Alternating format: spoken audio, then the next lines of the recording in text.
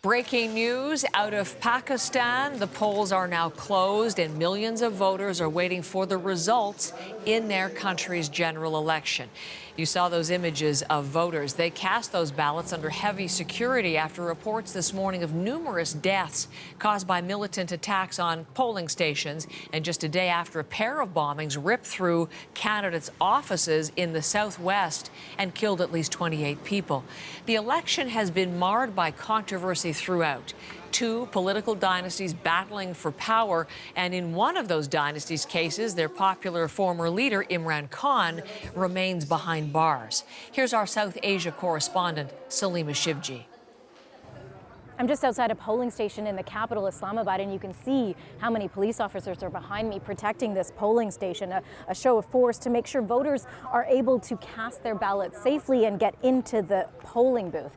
Now, it was always going to be like this, with extra police and paramilitary troops mobilized on election day, but this show of force, this enhanced show of force, is because of two deadly bombings on the eve of the election in Pakistan's Resta Balochistan province in the southwest.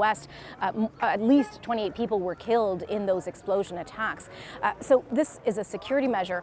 Also, under the guise of security, the internet access has been shut down all across the country. So if you try to go on your phone and try to use data services, cell services, it is impossible. I can't do it, and many other voters can't do it as well.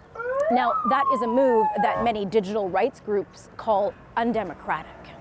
That move, of course, makes it harder for people to vote, to get out to the polling stations. In this country, you can receive a text message with information about your polling station, and that is not happening on election day because of the shutdown of cell services. Pakistan's Interior Ministry has justified the move in a statement, saying it was necessary to maintain law and order, and pointing out that there were lives lost in recent attacks. Now, Pakistan authorities have done this before in the past, but a move on this scale is unprecedented, especially in an election that many have called problematic already.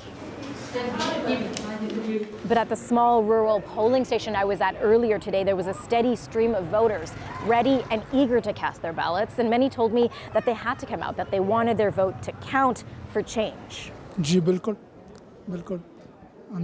I have faith in democracy, only it doesn't really exist fully in Pakistan, he says. And that's a sentiment you hear from a lot of voters here in an election that many are convinced is predetermined. Salima Shivji, CBC News, Islamabad.